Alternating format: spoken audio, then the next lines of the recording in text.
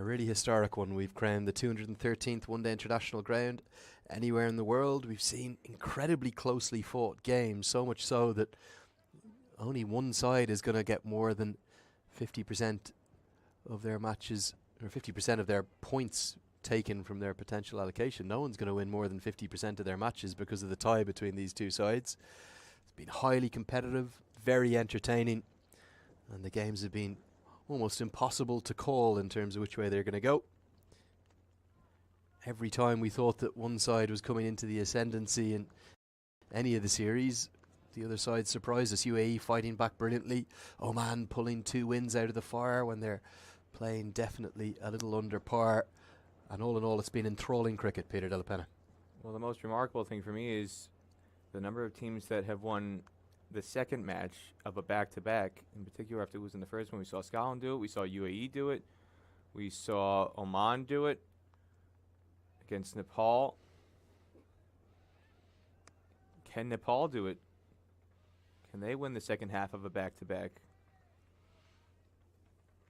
Get to the end of that over. Tight comeback from Cami. 3 runs from it, 191 for 4.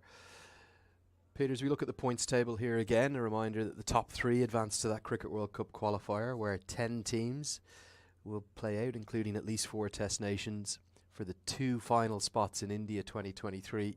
How good is it to see the back of the 10-team World Cup and a move back to expansion, not just the 50-over World Cup, but in the next cycle we'll see a 20-team T20 World Cup and a 14-team 50-over World Cup in the men's formats, and also expansion in the women's events too. Well, the expansion is a positive. The one drawback is the dissolution of the Super League and the lack of promotion, as far as we know, for an associate to get regular fixtures against the Netherlands. You could look at the point of view and say, there's more teams going to get to play.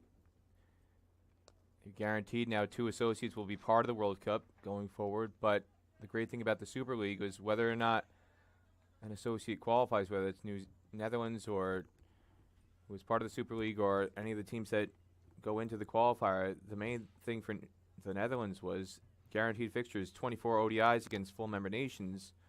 And that's what a lot of people have been crying out for. The excuse over the years was, oh, they don't belong in the World Cup, these associates. The reason why you go back to 10 teams, you need to get them fixtures. You need to get them a lot of fixtures in between World Cups. If you wait to the World Cup itself, the ship has sailed. You need to get all those fixtures in between World Cups. Well, they weren't getting fixtures until the Super League was formulated. Netherlands having 24 ODIs against full members, that's more than double the number of ODIs Netherlands has had outside of World Cups in their entire history. And that's all coming in the space of 2.5, 3 years. And that's all being dissolved.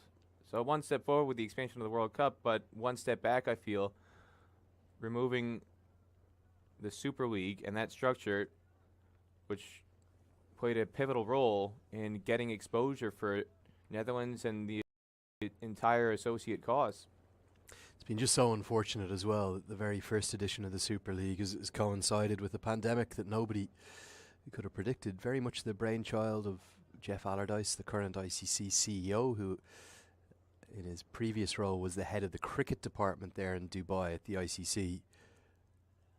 And he was a huge advocate of trying to add context to bilateral one-day internationals, and that's exactly what the Super League has done.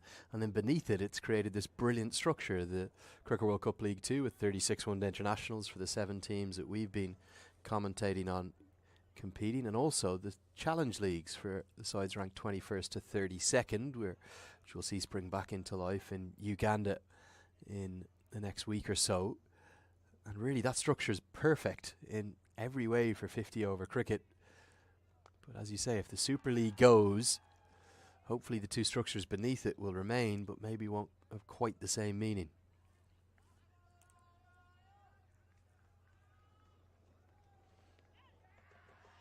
Attempted paddle sweep comes off the cue end of the bat, through for a single. Dipender Singh Airi, good spell from him today. 10 overs, 1 for 43, dependable and effective as ever. Such a crucial all-rounder for Nepal. He's been marvelous in the field, and with the ball in particular, hasn't quite contributed as much with the bat on this tour, but he's been more than handy everywhere else. And just his overall presence is so much to lift the standards across the boards for the spin and the fielding, wherever he is. Always in the middle of the action.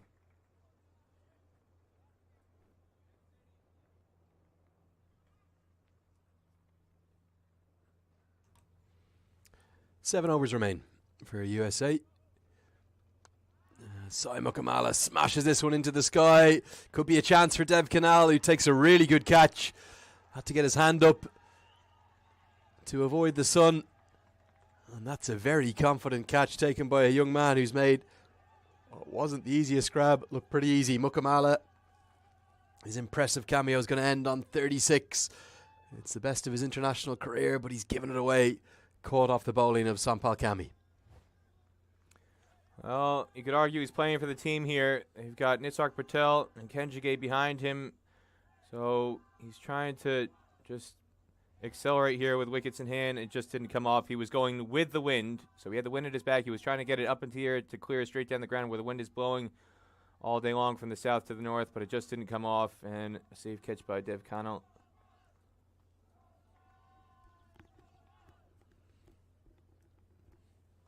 It'll bring Nisarg Patel to the crease at number 7. That's an important breakthrough for Nepal. Ends what was a very fine 5th wicket partnership for USA. They put on 85 in the course of about 16 overs, a little bit less, 15 odd overs. Came in good time at nearly a run a ball. But Nepal strike back, and they still have 2 overs remaining of Lamachani. Will probably quite fancy his chances of taking on the right-handed Nisarg Patel. Still overs left for Karen KC. But Kami, who was expensive and a bit wayward to start with in his opening 2 spells, comes back with his 3rd spell from the Pearland end and removes the teenager from New Jersey, who's replaced by the highly experienced Nisarg Patel in at number 7. He won't be on strike. Gajanan Singh will be on strike, with the batters having crossed whilst the ball was in the air.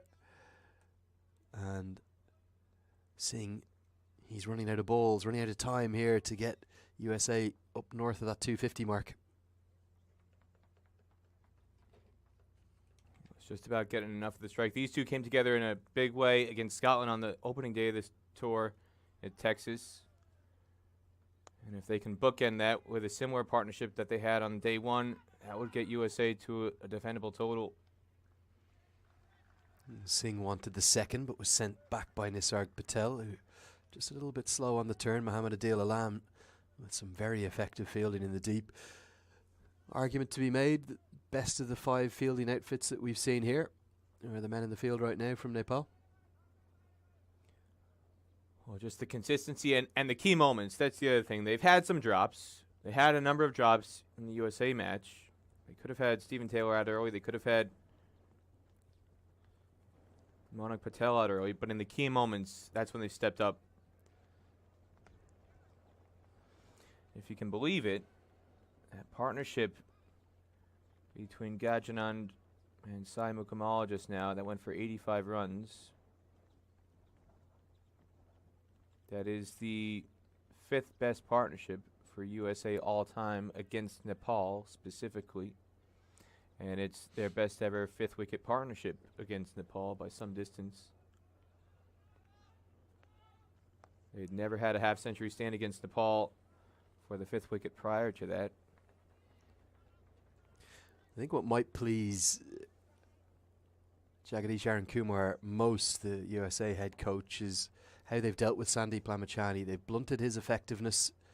So much talk coming into the series, would those ghosts of Kathmandu, the demons, prey on the heads of the American batters, but they haven't, and it's been 2 scores well north of 200 that the American batting lineup has come up with. Singh works this into the leg side, just 1 bounce short of Binod Bandari, who's on as a sub fielder. Not too often you see the keeper in the outfield. Not sure who he's on for right now. Try and get that checked for you. And when it comes to fifth wicket partnerships overall for USA against any opponent, again, these two guys who just completed that stand.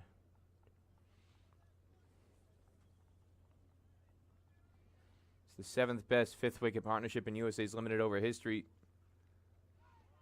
That one is kept a bit low, and that'll cause some concern for the Nepali batters. Another good over from Sampal Kami, a wicket and 3 runs coming off it. 6 to go, 198 for 5. Best fifth wicket partnership for USA all time. 213 runs against Argentina. That was in the Bermuda at ICC Americas Division 1 in 2010. Both of them scoring centuries in that game. But historically, fifth wicket has not been a generally successful one for USA. They've only had 3 century stands in their entire limited overs history, going back to the ICC Trophy in 1979. And one of the others came against Argentina. That was in the 1994 ICC Trophy, which I believe was in Kenya that year. And that was between Skeet and Latchman. And then Rudy Latchman played for the USA for a long time. And then the only other century stand, if you can believe it, Cameron Khan alongside Lorik against Israel, 1986 ICC Trophy. Sandeep Lamachani will return, and he's carved away behind square, and the offside won't quite be a boundary. Out to Bandari, who's on as a subfielder. 2 runs to the total. Lamachani into his penultimate over. I think Singh's going to go at him here, Peter. He's running out of time. He doesn't have any option. The 200 comes up in the 45th over. Again, these two combined for a fabulous stand against Scotland on day 1. Thuds into the pad. Just half an appeal from Lamachani. Singh's got himself into trouble sweeping on the stumps a few times in the series. Dismissed, I think, from memory at least twice with the sweep shot. Well, one of those was the reverse, Lenny. You got to be precise. We did get that tally on the reverse sweep count done by the analytics team, Peter. I think it's 25 runs for about 9 dismissals in the series. So no, averaging about under 3. I think that sounds like some alternative facts there. No, it's no. The team have done the work, Peter. I'd like to meet this team. 20. I think it's 26 for 9 is the counter. Much like your batting average, actually, Peter, isn't it? In and around 3. Lenny. Big hit attempted with a sweep shot, and Gajanan Singh is going to hold out off Sandeep Lamachani. Punches the bat in frustration as he's dismissed. It was an audacious attempted stroke, 75-yard boundaries. You just felt something was going to happen, and Singh was going to go at Lamachani. And he's got to 58, and he's found himself caught in the deep. I think it's Rohit Paudel who's taken the catch, an easy one by his standards. And Singh, after a very impressive innings, he falls to the Nepali captain. Well, he's going into the wind here. Again, the calculation. The wind is blowing to the north, so the ball just hangs up in the wind here. That's the issue with this shot. If he gets it behind square, it's got a better chance to clear the rope, but he hits it too wide. He's trying to clear mid-wicket. If he tries to go over square leg and shuffles across a little bit, I think that might have carried, but going as wide as he did, that's what allowed it to hang up in the wind and allowed Paudel to make that catch. But I do like the move here to bring in Kenjige. Kenjige, 3 consecutive not outs. Arguably, he's been USA's best finisher over the course of this tour. And a couple years ago, you would have had Cameron Stevenson coming in this situation, but Kenjige has been arguably not just the best finisher, but the best manipulator of the field. He's going to look at his options, and the way he's been batting, I feel like this is a very positive move taken by Monak Patel and head coach Jairun Kumar to send Kenjige in here to try and keep the scoreboard moving in spite of the loss of wickets.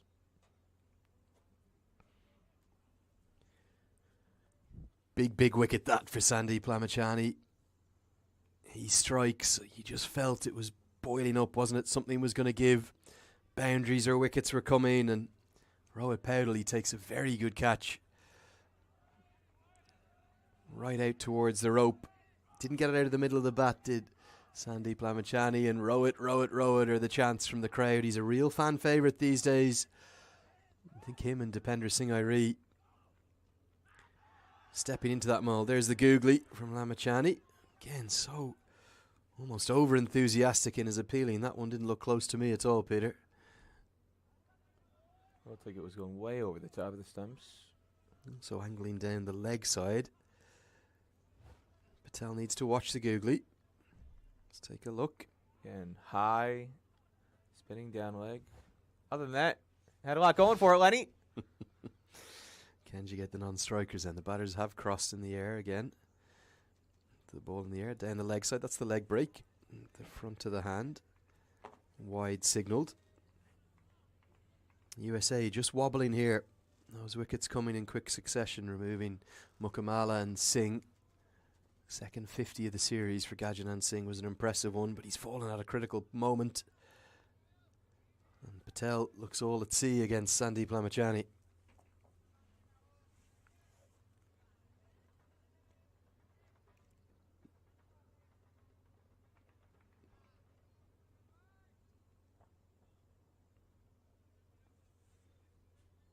He's got 7 more balls. If USA can just see him off, take their chances at the other end,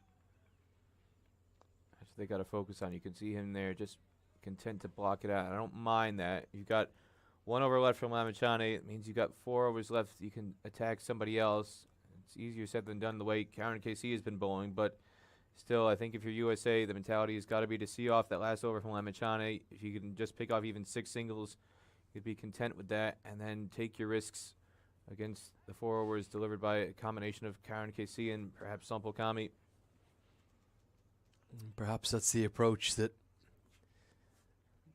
Gajanan Singh would wish he could have back. If could have just worked Lamachani around for singles, gone after maybe that combination of KC and Kami in the last 5. Right now, USA here were thinking north of 250 certainly. At one point as that 5th wicket partnership fought back so brilliantly for them. You're now maybe going to stumble up to what, 225, 230 at best. Well, that was the bigger thing about that wicket. Yeah, when the partnership between Mukamala and Gajanan Singh was going to the drinks break, 40 over drinks break, 183 for 4. Thought they could get at least to 250. If they got 67 off the last 10, that should have been manageable. But those 2 wickets, both set, bats gone. It's going to be a lot more difficult to get there now. Kenji Gay going to get off the mark only just with a rapid single. Dev Canals had a very good day in the field. Probably only had 1 stump to aim at. Could well have dismissed Kenji Gay for a duck if he'd effected the direct hit. Instead, Kenji Gay gets off the mark. Curious if we can get a replay down the pitch at all, because I thought live from our angle, we're at the opposite end of the pitch. We're at deep third man, but I thought this was out. I'm curious if we can get just down the pitch on the throw. He's way out, not even close. Yeah, sharp work from Dev Canal. Quick to the ball, picked up cleanly. Very athletic young man. Rare you get too many men of his height and stature across Nepal. Good start to his international career. Nisarg Patel gets this down the ground, short of long off. Just seem to have really impressive approach to their fielding. They field in hunt and packs, quick to the ball, and probably save collectively 20 to 30 runs every innings, it feels like, Peter. Well, I think that one, that's one of the rare missteps they've had, because when it came off the bat, I thought Dipender Singh Irie was going to charge forward and take it comfortably. I think he just misread it slightly. He thought it was going to carry a bit more because the wind is blowing in that direction. That's the whole purpose behind that shot from Nisarg Patel. He's trying to get it up in the wind. We saw Madani fall earlier in that manner, but that's why they're playing those shots in the air from the Massey Ranch end. Directed again, would have been gone. This time it's Arif Sheikh. And tip and run it's turned into for Kenjige and Patel. And this one certainly would have been gone with the direct hit. More athletic work from Arif Sheikh, the one-handed pickup. But the direct hit can't be affected again. From that angle, he's got 1 stump to aim at. But again, Nisarg not even remotely close to getting his bat across the line. He's at least a yard short there. USA taking their chances here. They're putting the pressure on. This is what we did not see in the Tide match, Lenny. Putting pressure on the field. Dropped. Just as we're praising the fielding of Nepal, it's a difficult chance for Dev Canal, and he's very frustrated. Probably at this level, it's got to be taken. Was spanked at him by Patel pretty much out of the middle of the bat. just half a step to his right, and it goes down. But again, this is what happens when you put pressure on the field. 2 missed runouts, maybe starting to play on the minds of Nepal. And depending on which side of the fence you're on, you could say maybe Irie could have charged in a bit better had he got a better read on that first shot in the over by Nisarg. But we didn't see this in the tied match. This risk-taking, this calculated gambles, again, pushing for 2 here. How often did we see this down the stretch in the tied match? We didn't see a single 2 in the last 4 overs of the tied match. And here we go. Kenjige and Nisarg, not exactly the quickest runners between the wickets that USA has. Aaron Jones is by far the quickest runner between the wickets that USA has. He was in the middle in that last 4 over sequence in the tied match. We didn't see a single 2.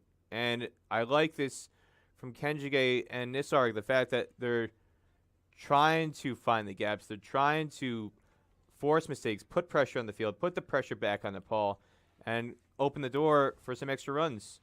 And as a result, they've got 6 from just 5 deliveries in this over so far, albeit with plenty of chances. 2 wickets in hand still and clipped away, and Kushal Bertel can't cut that one off, so it's going to be a 10-run over. Much more like it for USA, coming off the bowling of Sampal Kami, and nice manipulation of the ball around the corner. Wasn't even that leg side-ish, was it? It was just right on the stumps, and Kenjige just a little clip beats the dive of Bertel. 10 from the over, a good one for USA. But again, I like the manipulation there. How often do we see Aaron Jones and Rahul Jarwal in the last 4 overs do the same trigger step back and step forward? No shuffling across the crease, no backing away from leg stump, no coming down the wicket to disrupt the length or the rhythm of the bowlers. And right there, that was full on middle stump. If Kenjige misses, he's out, but he's willing to shuffle across to take advantage of a better angle to get it fine to that fine leg fielder and go to the rope. It's just thinking cricket from Kenjige, and this is why he's had 3 consecutive not outs, all valuable ones for USA. Yeah, and you'd have to say, really, it's been all about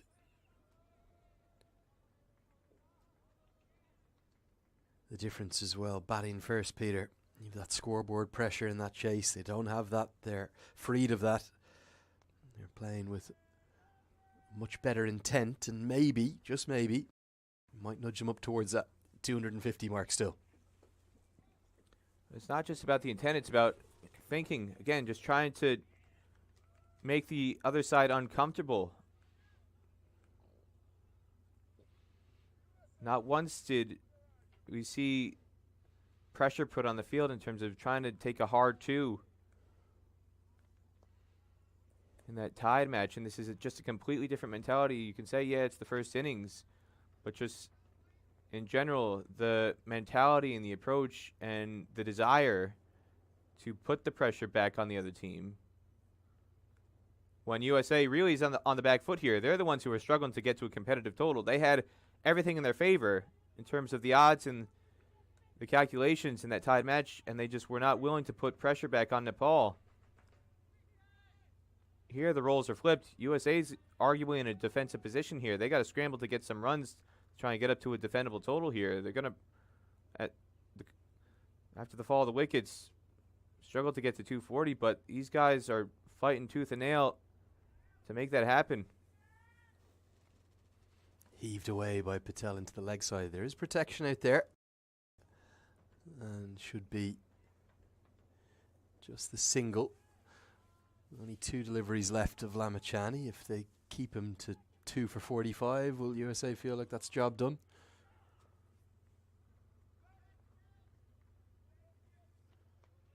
Again, this is clever from Kenjige. Match awareness. He knows he just has to see off the 2 balls. And you saw he was willing to take the risk against Kami in the last over. If he's going to try and shuffle across his stumps to clip through fine leg, he's going to do it against Kami. He's going to do it against Karen KC. I bet my ticket to this match, he's going to block this one out, honey. Yeah, spot on the money as always. Peter Della Penna, 3 overs remain. USA 2-1-4 for 6 this game. Continues to be right in the mix.